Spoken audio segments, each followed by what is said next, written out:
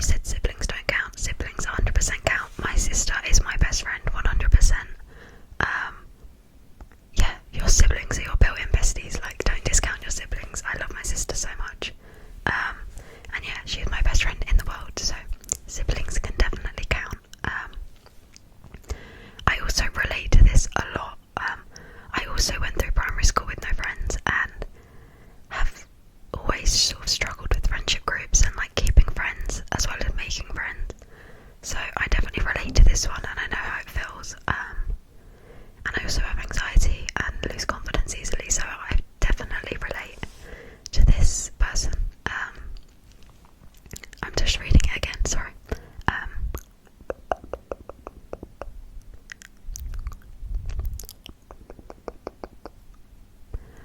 I would say that the person that you followed and joined the new group, I would like...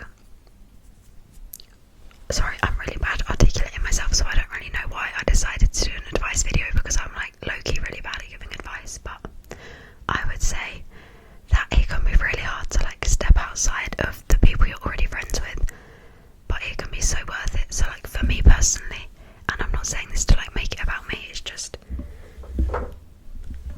I find it easy to like relate to things but not necessarily to give advice from like a situation I can't relate to. So like for my situation, I was in a friend group for like 5 years and we were always arguing. We were always like, a couple people would be friends, a couple people wouldn't, and then it would like change around, and there were just so many issues. But we were sort of stuck together for like 5 years because we didn't really know any different. But then a few years ago, like 3 years ago I think, I was just like, it's like, I can't deal with it anymore, so I left that friend group and I just joined a new friend group, which I know is a lot easier said than done.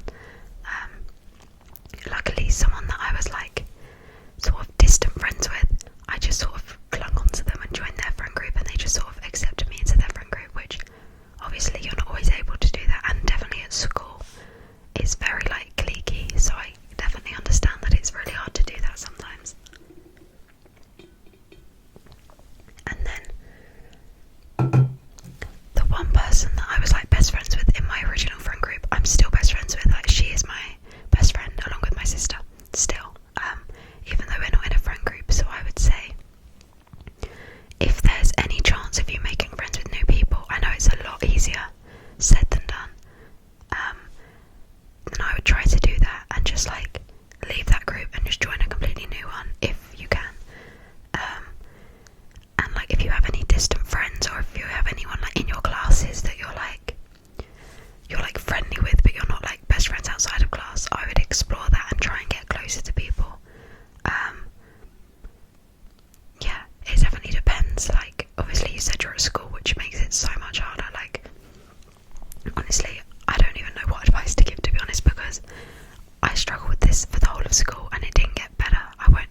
That sounded really negative, but like realistically I didn't find like a solution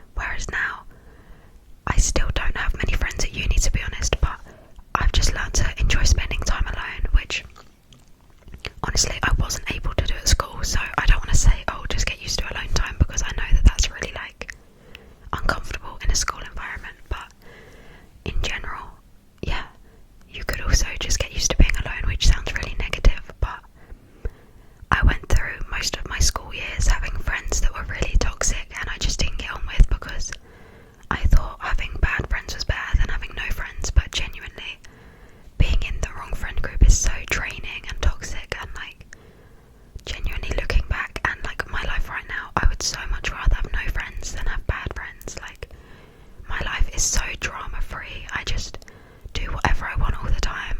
If I want to go and read a book at the park, I can. If I want to go to a cafe, I can. If I want to, like, I can just do whatever I want. There's no one telling me what to do. I don't have any arguments with anyone. Like, it's definitely hard to come to accept, and obviously you can still make friends. It's not like there's no hope, but it's not the end of the world if you don't. Like, and I know that sounds really patronising. If someone had said that to me when I was in school, I would have been like, you don't understand, like, you're not a teenager at school, it's a completely different world, which it definitely is. But yeah, from someone slightly older, I promise you it does get better, and in a few years you'll look back and it'll be like you don't even remember the bad bits. So I know that wasn't very good advice, but yeah, as someone that's been through it, it does get better. That's the best thing I can say, to be honest. Okay, now I'm going to my YouTube. Okay, this one says, I have sort of a dilemma at the moment. So basically at school I'm friends with this girl and she's really nice to me, but I've seen her act really nice to others and 1 second later turn and roll her eyes and say how annoying they are. I wonder if she thinks this about me because she's very good at misleading them into thinking they're friends. Should I continue to be friends with her or not? We used to be way closer. So again, this one I've been through, and when I'm like relating things to my life, it's not my way of making it about me. It's not like narcissism or anything. It's just, that's always been my way of giving advice. Like, I relate it to my own life and I'm like, how did I deal with that situation? If that makes sense. Sorry, my throat is so dry today.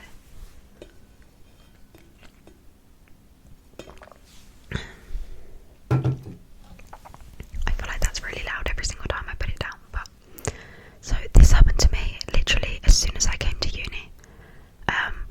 Yeah, when I came to uni, there was this one girl in particular that I was friends with, and I thought we were like quite good friends, but then we would be like walking to class or whatever, and then someone else from our class would come and walk with us, and I wouldn't know who they are, but they would start talking to my friend as if they were besties, and my friend would join in. So I would assume like, oh, these people are best friends, and to the extent that I wondered if they went to secondary school together or if they like grew up together. Like, they seemed so close and so friendly. And then the second this girl would walk away, my friend would be like, God, I hate her, she's so annoying. And it definitely made me doubt things. Like, it definitely put doubts in my mind. I was like, is this also how she feels about me? And it did make me like doubt how good of a friend she was. Like, if she's talking about other people like that but acting nice, then she's probably talking about me like that, which I'll never know. We kind of drifted apart naturally. I definitely could have tried harder to keep her in my life, but I also just think those kind of people are really negative. Like, even if they're not necessarily saying bad things about you, being surrounded by negativity is just so draining. Like, I completely understand needing to like vent to your friends and stuff, but I don't know, I think being positive just makes you so much happier, like, overall in life. And like, you probably don't want to be friends with someone that's constantly being negative about other people. It will just give you so much more of a negative mindset. Someone also replied to that comment saying, I'm no expert in this kind of friendship thing, but I would say continue being a friend just to be on the lookout for anything else that might be off. And I would agree with this, because you said you used to be way closer. For me, this girl that I was talking about, I was only friends with her for like a month or whatever, and we were never particularly close. So it wasn't very difficult for me to sort of distance myself from her when I realised how like bitchy she was. But obviously if you've been closer before, it's way harder to end a friendship. But yeah, so I agree with the reply. I would say continue being a friend, but just sort of keep an eye on it and be like cautious, and maybe just have a conversation about it. Like, just bring it up. Like, I've noticed you seem to be negative about a lot of people. Like, do you feel this way about me? Like, I'd rather you just tell me and we can both move on than like waste our time being friends if you don't actually like me, that kind of thing. Okay, next. Helping a friend through a breakup. Okay, so for this one, I've never been through a breakup, so I don't know what I would want someone to say to me, but my best friend has been through breakups, and I'll be honest, I don't always know how to help her and like what to say. I'm quite like an awkward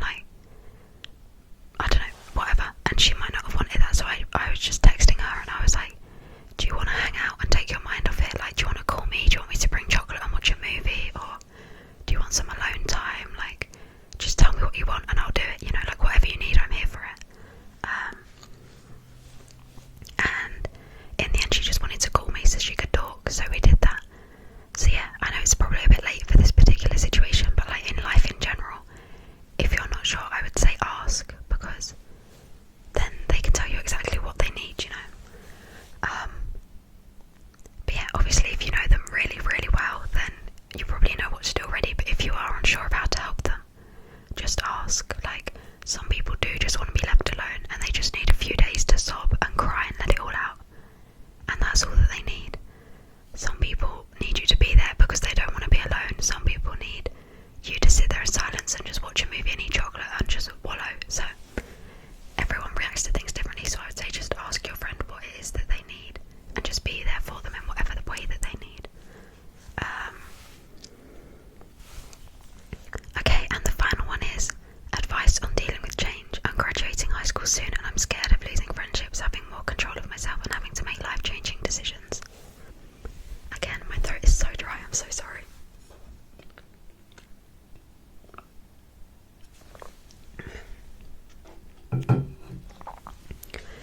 Again, I feel like everyone that commented is like literally me at past stages of my life. Like, I relate to every single one of these dilemmas, so I guess if that shows you anything, it's that you're not alone. Like, I've related to every single one in some way. I've related to every single one of these like dilemmas and situations.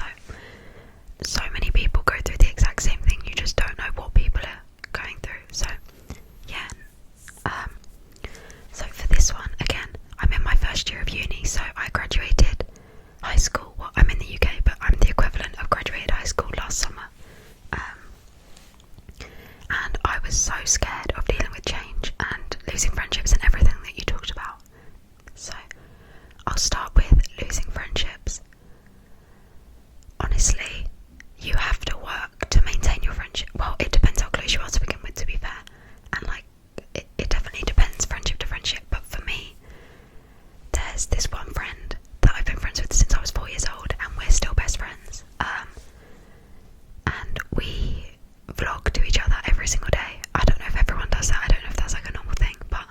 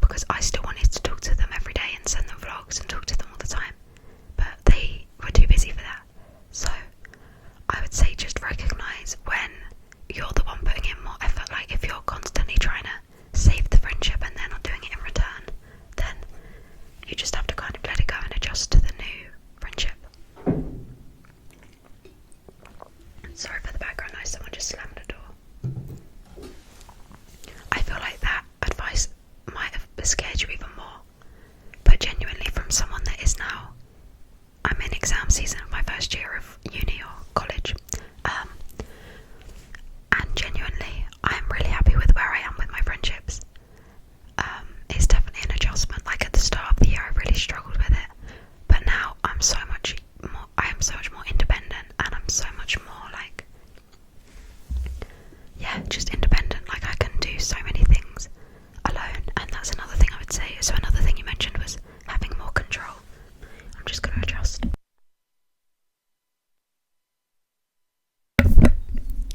Having more control over yourself, and genuinely that's again something that scared me, but I love it so much now. Like before I came to uni, like last summer, me and my family were on holiday and we got on a bus and there weren't any seats together, so I had to sit next to a stranger on the bus instead of my sister, and in the moment that really freaked me out, and I was like, oh my god, because it was like a 4-hour bus, because we were like travelling around anyway, and the fact that I had to sit next to a stranger on the bus was so scary to me. Like I really hated the idea of it, and now 1 year later I've booked a month's worth of solo travel for this summer.